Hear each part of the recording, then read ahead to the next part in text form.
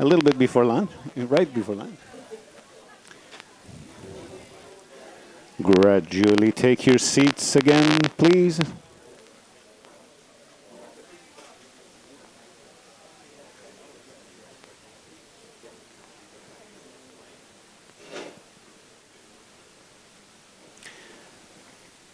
All right, so Tracey Northcott of Tokyo Family Stays and Tracey Northcott Consulting, as well as a co-author on The Hospitable Hosts, as the name would suggest, is one of the top authorities, not just in Japan, but globally on short-term stays. Specifically in Japan, she knows everything there is to do about all aspects of the market, including the legal aspects, which is what she's going to talk about today. But I'll let you introduce yourself. Illegal or legal? Hi, everyone. Look, thank you for coming. We have a packed house, so I'm really grateful to see everybody, and also to everyone on the Zoom. Hi, I know you guys probably feel a little left out, but you know, we wish you were here, but please sit back and enjoy. So I'm a bit of an interloper, actually, because this is a real estate summit, and my business is really not real estate. My business is, oh, here we go, we have a clicker. My business is hospitality. Real estate is my place of business, but in terms of investment, capital gain, all that stuff, I'm not your girl. So, but who am I? Why cannot this click? We don't have a clicker. Okay, what are we going to talk about today? We're going to talk about some licensing, so Minpaku, Ryokan, and the differences between them. A bit of history lesson. There will be a test. And the types of licenses, as well as some case studies about, you know, from my own personal experience, and some market comparison for investors. So why is it going that way? This way. So who am I, and why should you listen to me? I've been in Japan actually more than 24 years now. I'm vice president of a software company, N4. That's the reason I arrived. And we do mobile phone software, dictionaries, that type of thing. If you need a dictionary, come talk to me later. I'm also CEO of Tokyo Family Stays and also Tracey Northcott Consulting. In my past life, I was a Golden Guy bar manager. My lovely husband up the back here was also the person running it.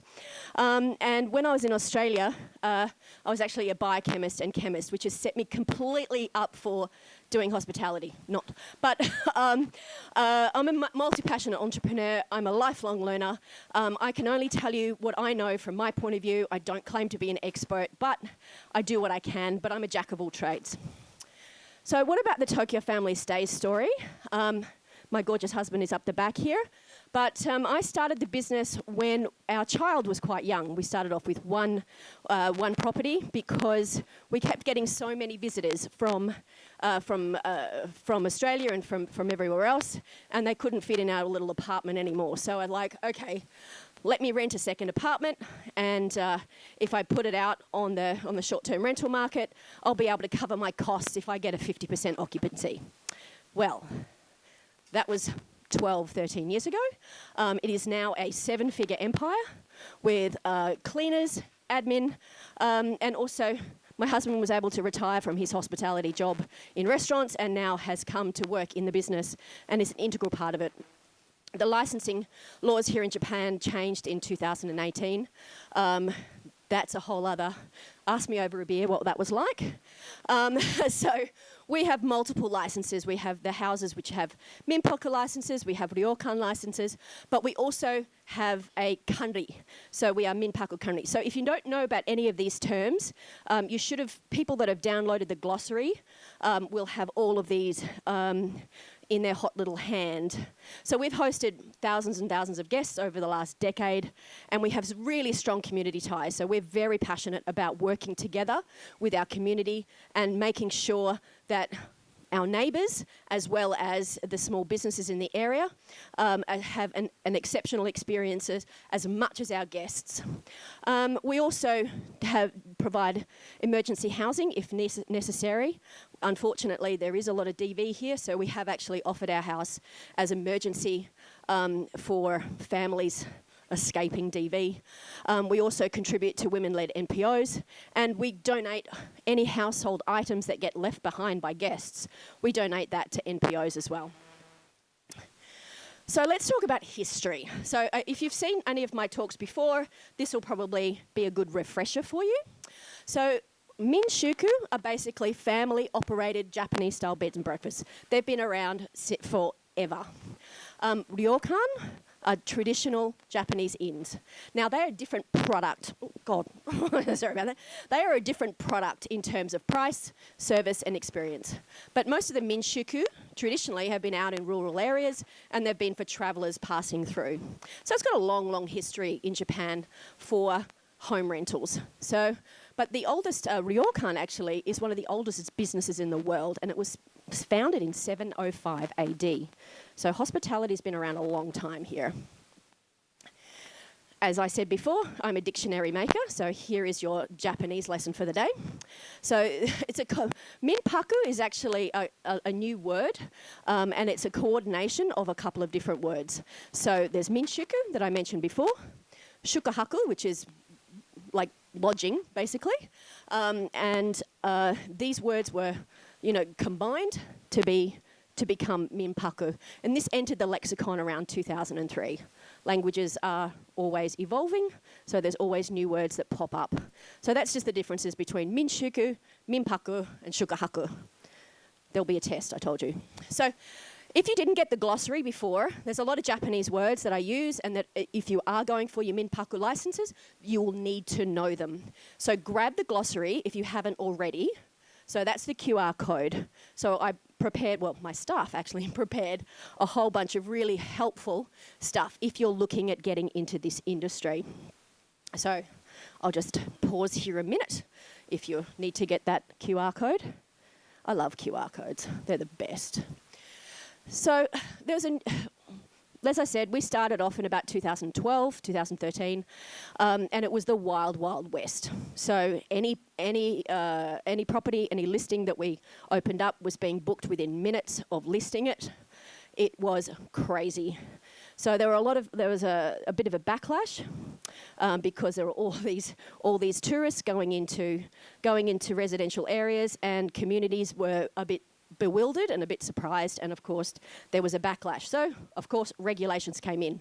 This came in at around 2018, where there is a restriction of 180 days. That's at the federal level. At the local level, each individual city can apply additional restrictions on top. So to get through this process, it's not easy. You cannot go and list on Airbnb. You cannot go and rent your property without a license. Full stop, period, the end.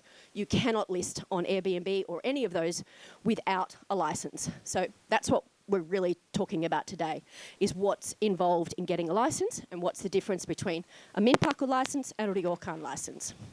So what's involved is that you have to really retrofit your house by a licensed electrician to get your safety certificate. Without that safety certificate, you will not get any type of license. So, and then you have to report as well to the Hokenjo. So that's the health department of your city office. Everything is administered at that local level. So there's a federal level and then there's a local level, and that's who you need to report to. We have to track. You have to track all your guests, you have to track where they've come from, get their passports, their nationalities, and number of nights, and you have to report every 2 months, which is a real pain in the butt. So, is anyone here already doing Minpaku? Show of hands. Put your hand down, Ashley. So after this licensing came in 2018, there was a big drop in numbers of hosts, because people made it actually too hard, right? There was a lot of people who were doing it, and I thought, the squeeze isn't worth the juice. I'm going to get out of the market. And also, the people that were doing it badly, they got out of the market too.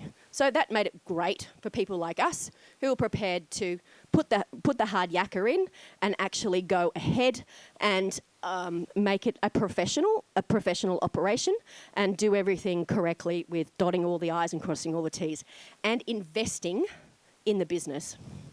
So there was a rise in this professional hosting.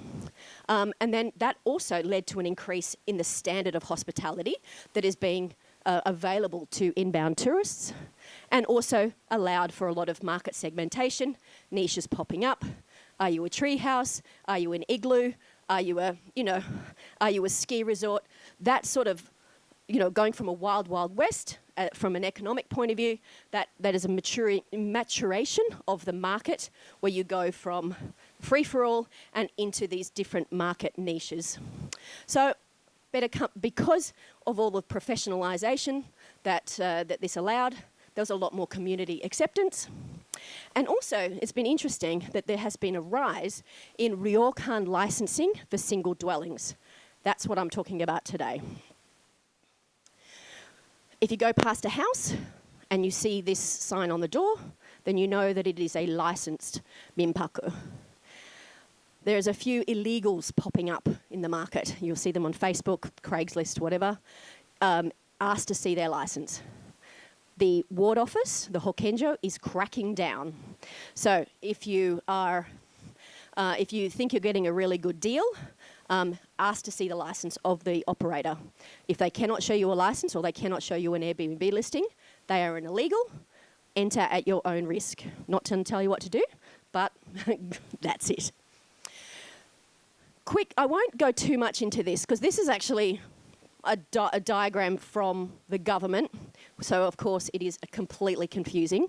This is how the Japanese government likes to do the administration and likes to explain things to people. So here in that right side, I don't have my little pointer, so I can't do it. So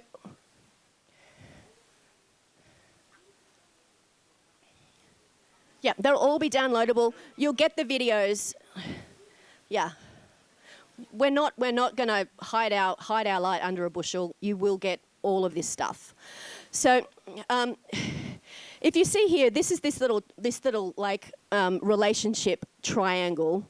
The private lodging agent. That's a very fancy way of saying the online travel agency, Airbnb, Booking.com, etc. So they're the ones that actually report as well to the Commissioner of Japan in the tourism. So statistics.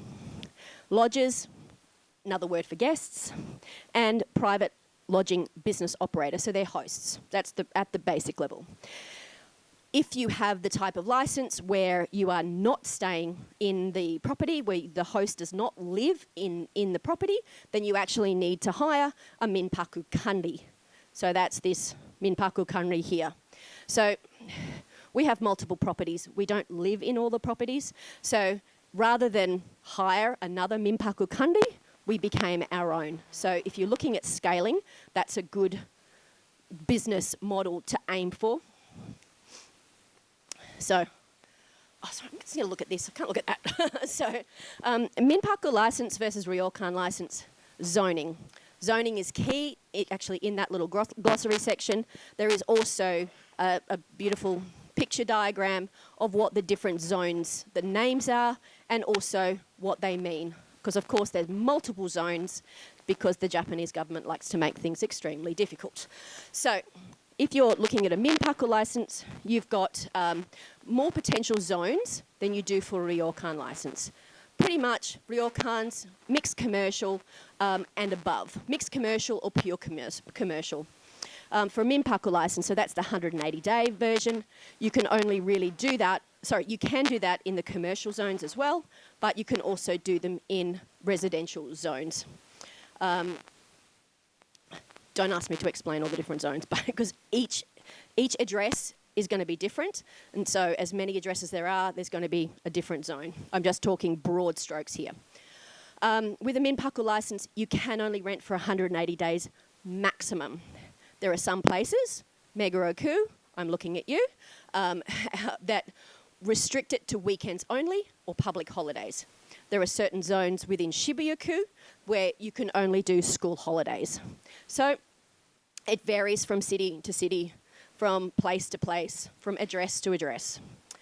You must collect all the guest data, and you have to report every 2 months, which is, of course, dealing with Japanese bureaucracy, and it is a pain.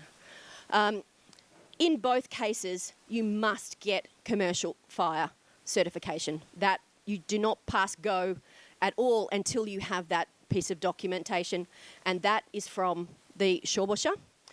You need to provide the zoom-in, which is the floor plan, and maps for where everything is, and also what is the lot number, or the fire. What's it called? The equipment.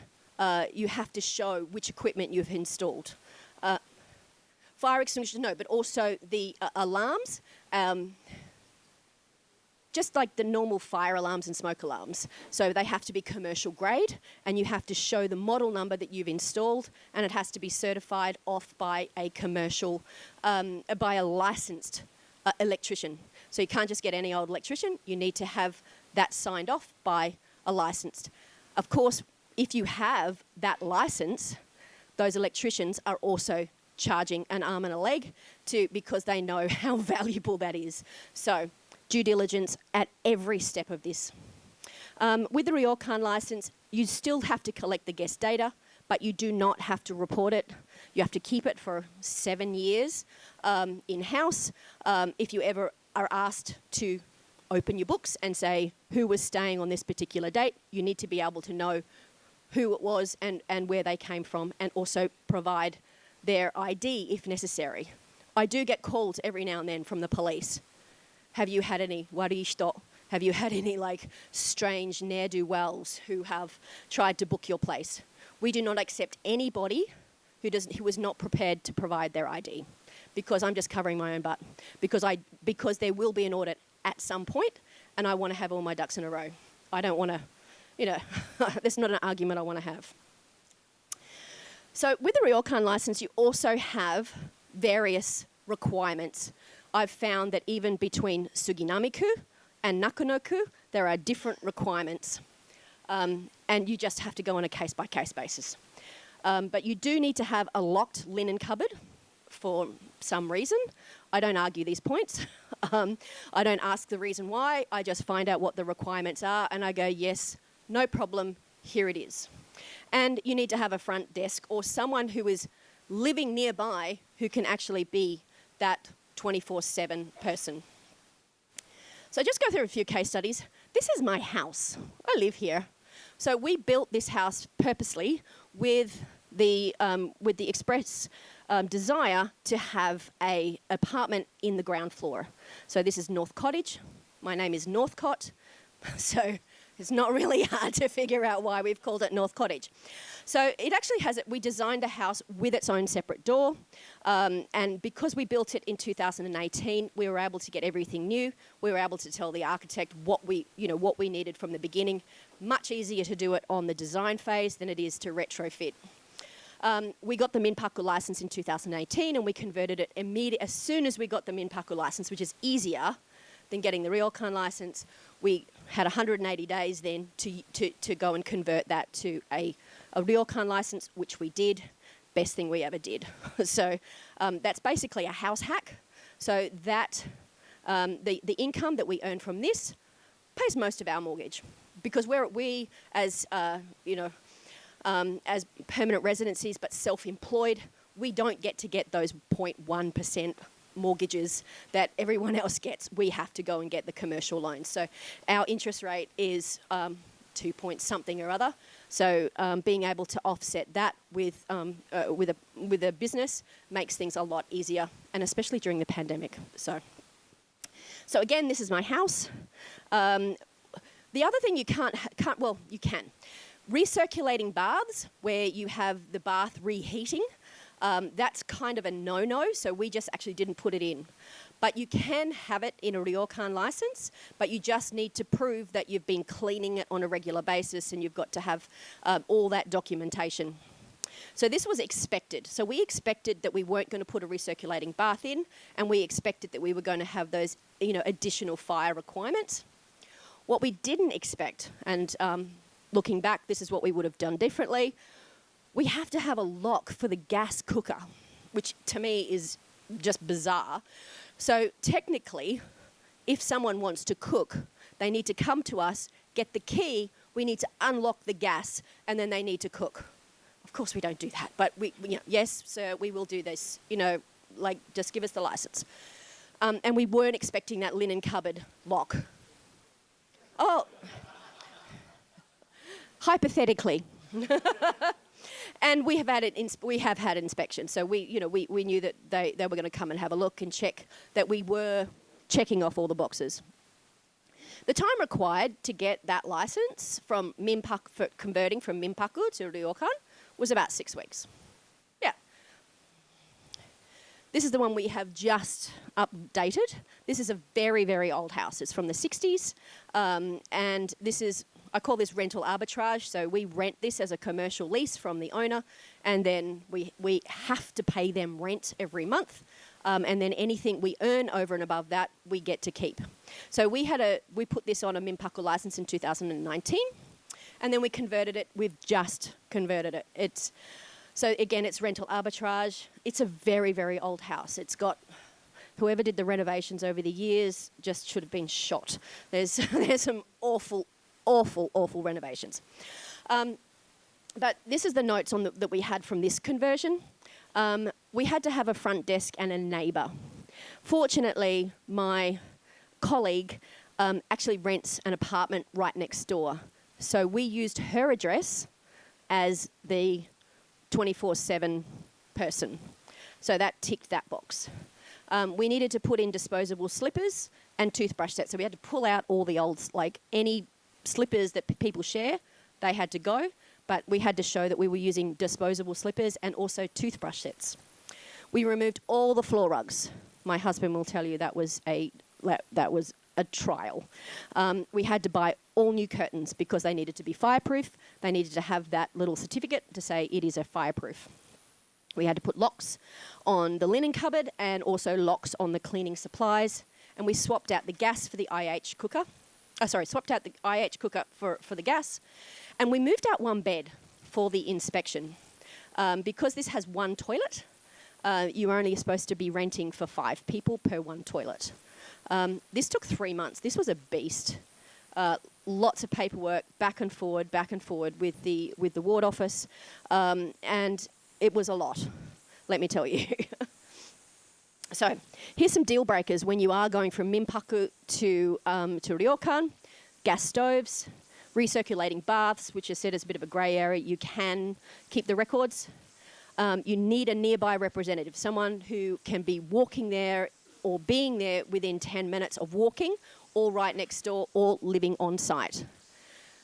Different coups have different security camera requirements. Suginami-ku, which I'm going through right now, is a beast.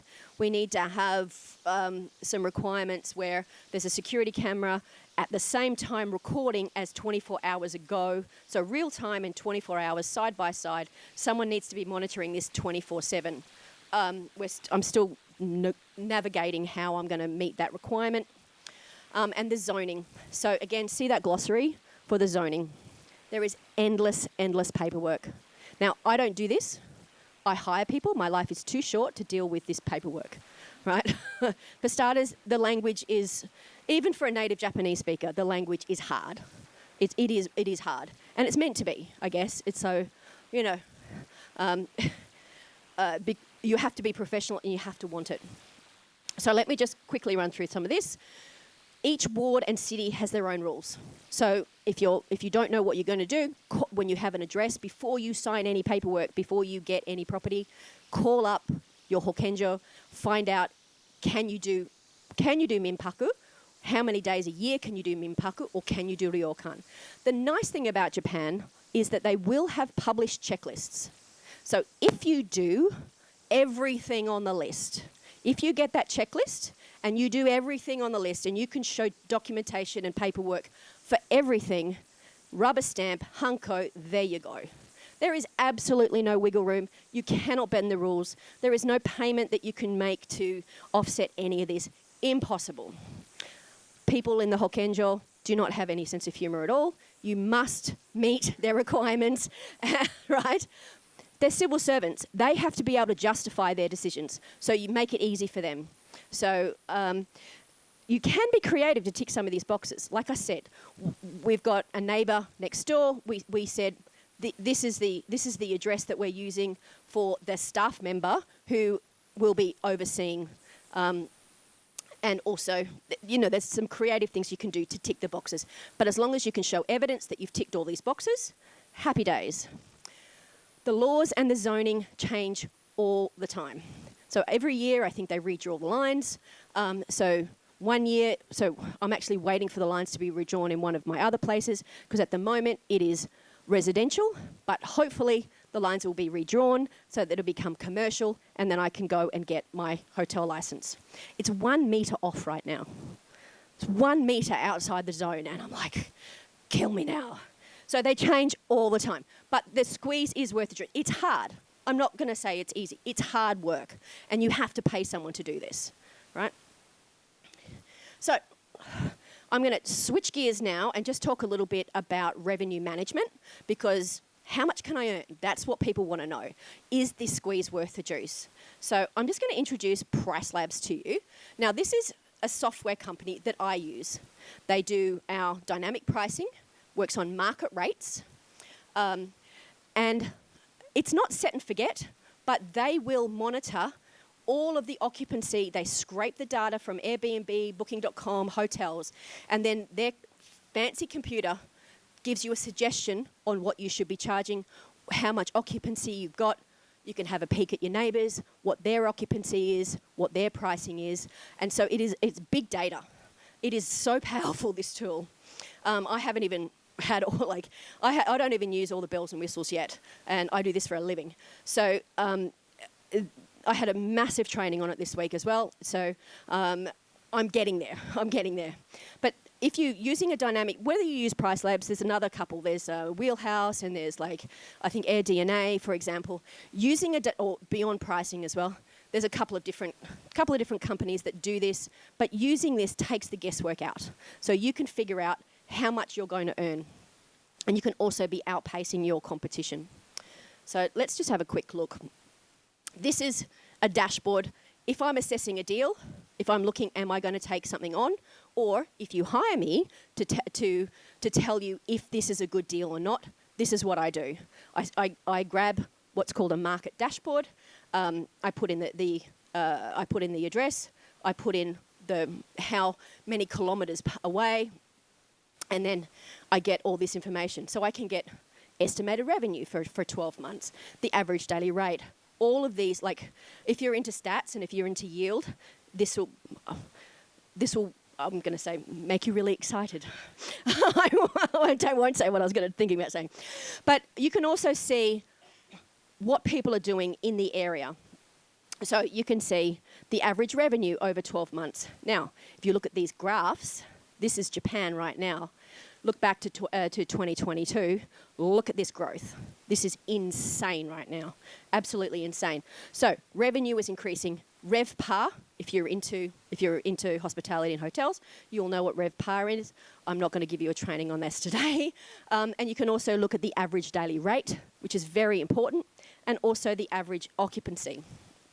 So again, statistics, if you're into numbers, this is a tool that you need, or you need to hire me and I can explain it to you. Again, some more numbers. You can look at, again, this is what the market is telling you. So the market is telling you what the cancellation policies are of your neighbours. They can tell you how many, this is real data that's scraped from real live bookings. So, now this is the cut down version. So this is the entry level. And so this will, again, you put in the address and it will give you a short list of the sort of information that you need to know. How much money am I going to earn in the next 12 months? Or compared to similar listings in the area, what am I going to earn? And then it'll tell you about occupancy and revenue. This is a very, very powerful tool. And you can filter, and you can change, and you can filter on amenities. You can filter on pets. You can filter on location. Really get very, very granular. So, and then also you can peek. You can have a click and peek at all the listings. So check out your neighbours. So I do this a lot. I look at their reviews. Again, this is all information. This is all part of your due diligence. Is this a business that you want to be in? Is this going to be making you money? This takes away a lot of the guesswork.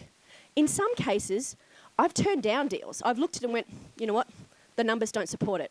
I cannot, with the amount of costs that I need to get into it and the running costs, and can I sell this? Is this going to be a good deal?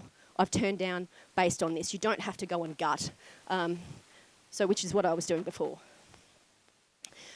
That's a code. It's an introduction code from me. So yes, they all know that I've introduced you. It is a dynamic pricing software, 30-day free trial, and you get 2 free tokens for the revenue estimator and a free market dashboard. But if you need analysis, if you need me to explain what that dashboard means and what data is relevant, you come talk to me. What else can I tell you about this?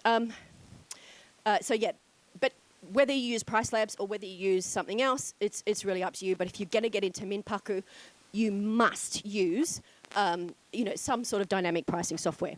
Now, I'm thinking about actually running a little program to really dig into the revenue. So I don't know if anyone is interested, but I can run a little I can run a little mini seminar on just deal analysis. So I'm just trying to talk broad strokes here because not everyone is really into Minpaku, but if you are specifically interested in Minpaku and revenue management, I'm happy to run a little program, and Price Labs will support it. So let's use their money. So if you want to talk to me further, this is, if you want to talk to me about Minpaku in general, if you're curious about optimizing your existing Minpaku, if you want to get into it or you want to be adding additional revenue streams, because that's kind of my jam. I'm really into really understanding my guest and charging what they're willing to pay, so market price, but also adding on additional revenue streams, babysitting, driving to and from the airport, extra cleaning. This is the stuff that I do. I'm hospitality based. As I said, real estate is my place of business, but hospitality is my actual business. And there's a free 30-minute call via Zoom. So there we go. That's me. It's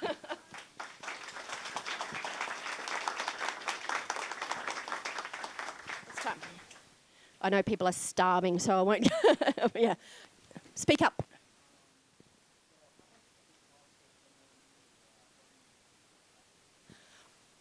Right. So you would need, you can either hire a shihoshoshi. See, I can say that now. I could never say that. A shihoshoshi. Their prices range anywhere from 200,000 yen up. It will depend.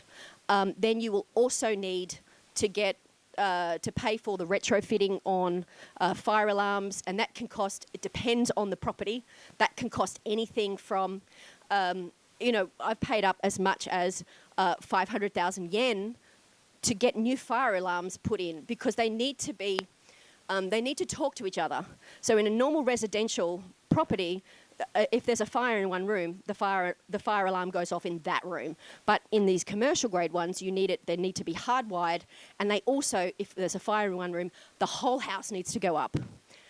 For really big properties, you also need to have a connection to the fire department, and that's in the millions of yen. So it depends. Now, I have someone who I use to do all my paperwork for me. She is not a qualified shihoshoshi. It's interesting how that goes.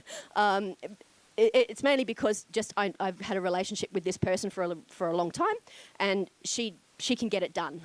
A shihoshoshi, a lovely little Japanese law office, it will be by the book. You'll get lovely paperwork, you'll get lovely documentation, and that you'll be, I'm saying anywhere from 200,000 to 300,000, but you should also pay them to do your due diligence as well.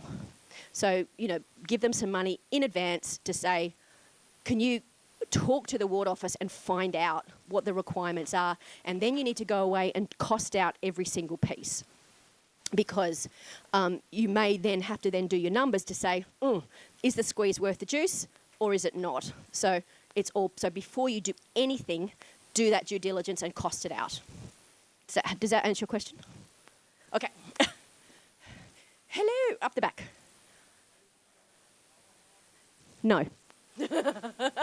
I'm not familiar with Okinawa, but again, everything is managed on that local level. So whatever your city office is, the Hokenjo, give them a call and they will give you what the requirements are for your address. So it is the same across Japan.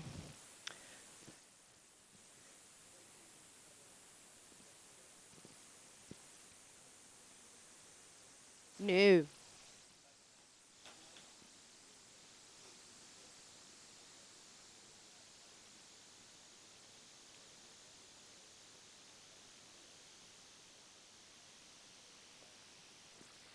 Any money you spend in research and homework is money well spent. Don't be cheap. Don't be cheap on that because you will get, it might cost you more money down the line. So do your everything due diligence before you do anything. Right, who was it? Right. Yes. Yep.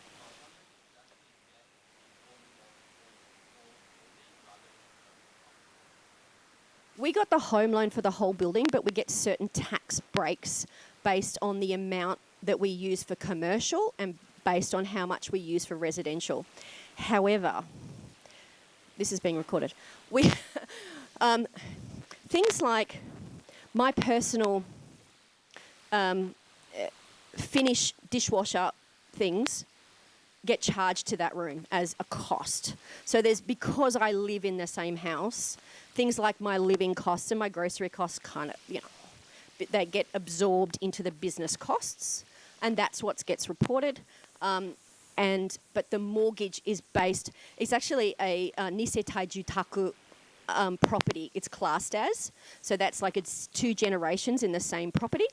And that's how we got our approvals for building.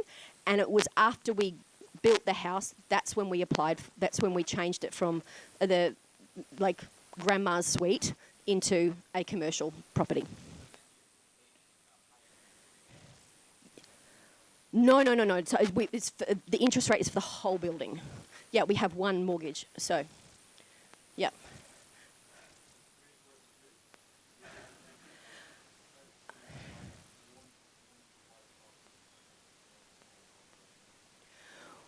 It depends on the size. We scaled.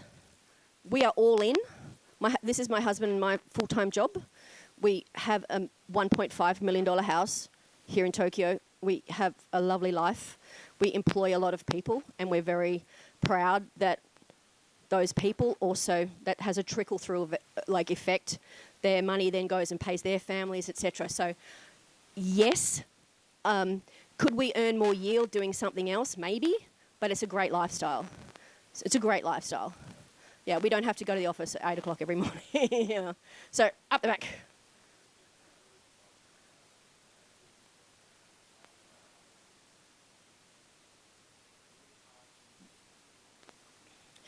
The Minpaku Kandi. So, yes, we set up Tokyo Family Stays GK, and then we went and got the Minpaku Kandi license on the GK. So we had to show that the directors of the company had to fill in a I'm not crazy form. I'm like, seriously, that's a form. I have to go and stand in front of a notary and say, no, sir, I'm not bankrupt, and no, sir, I'm not crazy. And he just sits there and stamps, okay, this has been declared in front of me. I want that job. He just sits there and gets paid $100, ichimaen per thing, and he doesn't have any accountability. He doesn't have to check that I'm telling the truth. All he does is just stamp. I need that job. But yeah, so you have to, again, that's a different thing. You have to fill in a bunch of forms and you have to provide a lot of documentation. You have to show that you've already got experience. And because we were operating as solo operators before we incorporated, we could show that history, that we had experience working in hospitality, and that then they gave us that license. We were then not able to get a corporate bank account until we had that license. It's like corporate banking here is a nightmare. You can't get a corporate bank account until you've proven that you've got a runway, but to actually get that, you've got to do it through personal bank accounts, and it's a nightmare. So, so you just have to show, and I've forgotten the actual steps, but again, my she did this. So, for the Minpaku kandi. Well, no, the hotel license with a company. The Minpaku kandi license, yes. So there are a number of Minpaku kandis around, and if you're a solo operator, often what you do is you have to have a contract with the kandi to get your license if you don't live in the property.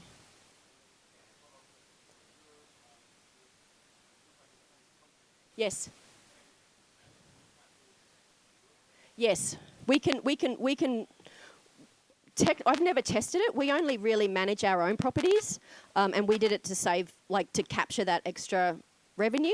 But technically we could, but it means that we don't do it mainly because if you screw up, I'm responsible. So it just gives. So here in Japan, there's always a layer of accountability, and the government wants always to put someone in between the guest and them, so that if something goes wrong, they've got someone to blame. And I don't if I don't know you, or if I'm not actually managing your properties, I'm unlikely to do it. There are other companies that do that. That's all. They have 400 properties, and they take a percentage of each of your sales. So, Sean, yes. Arbitrage, yeah. So, finding a happy landlord is hard. So, I actually have a full-time real estate agent. She asks nearly everybody, are you interested in Minpaku? And that's all she does. And if she gets something available, she'll give me a call and say, I've got this particular property, the landlord is okay. Do you want to look at it? And that's when I do my little deal analysis. And it's like, if I'm not covering all of my sunk costs within the first 7 days, I'm out. Not interested, because it's not just the cost to get in; it's the ongoing costs that you need to be able to cover.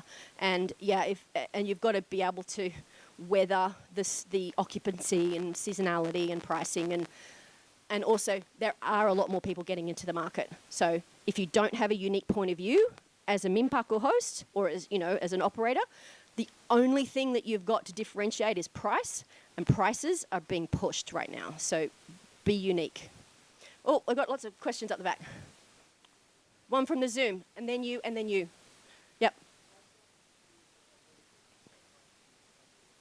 Correct.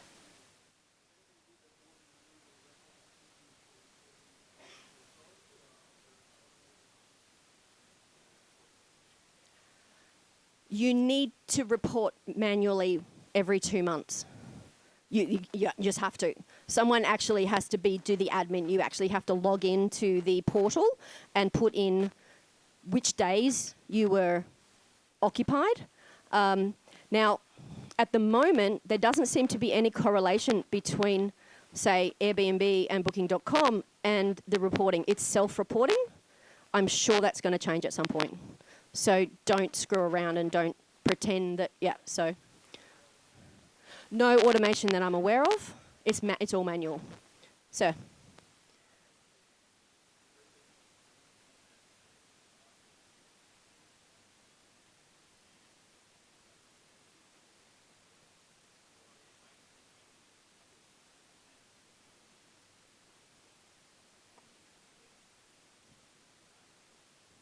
Absolutely. The only way you could find out is because Minpaku licensing is free information, you could drill into the ward office and look for addresses that have 3 or 4 licenses for the condo, and then see if that's actually individually owned condos or whether that's owned by the whole place. So as a general rule of thumb, cannot do individual 1 LDKs, 2 LDKs in a mansion because you need the kumiai to sign off on it. And you won't get that because they've all changed their bylaws. Not in my backyard. You know, they don't want vacation rentals. The only difference is if the owner owns the whole building, and then you either you're the owner of the whole building, or you have a relationship with the owner, and you can make a deal, basically. So whether that deal is a profit share or whether that deal is you pay above market rates, that's really up to you. But rule of thumb, don't even look at a mansion rental to do a legal Minpaku, full stop, period, the end. So.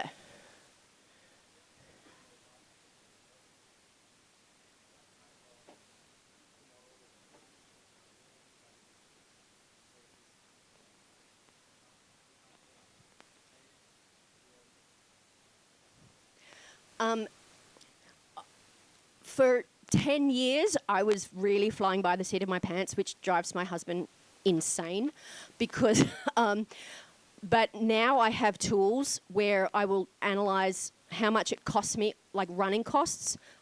Because I've got historical data on all of that, I have a feel of what it's actually going to cost me to run. You remember, utilities are going to be higher, because guests will waste electricity, will waste gas.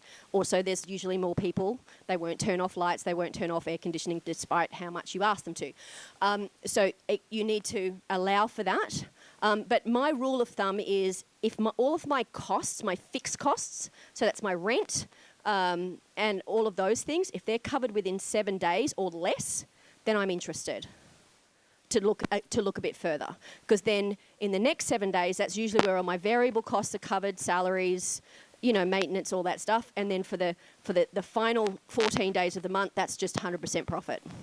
But remembering, if you've got a Minpaku license, you're only 180 days a year. So then you need to think about a hybrid model where you're also doing monthly rentals, where you're renting to nomads or you're renting out for a month. Anything over and above a month is not counted as Minpaku. That's a whole other seminar on how to do service departments and monthly rentals. So, yeah.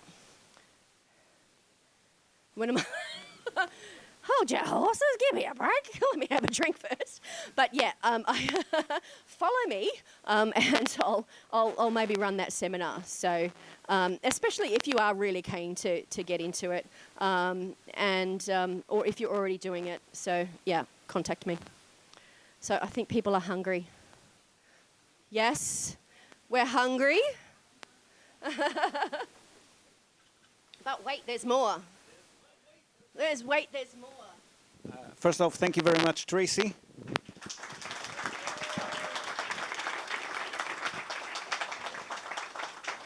Yeah, we don't call her the Minpaku Queen for nothing. She knows what she's doing. Before we release you to lunch, we've been fortunate this year to have a new sponsor who would just like to come here and quickly introduce himself, so you know who we are talking about and the services that he provides. So Robert, please. Before he goes in, I use this service for my site. Okay, less than 3 minutes, no slides, no questions, I promise you. Is this working now? Good.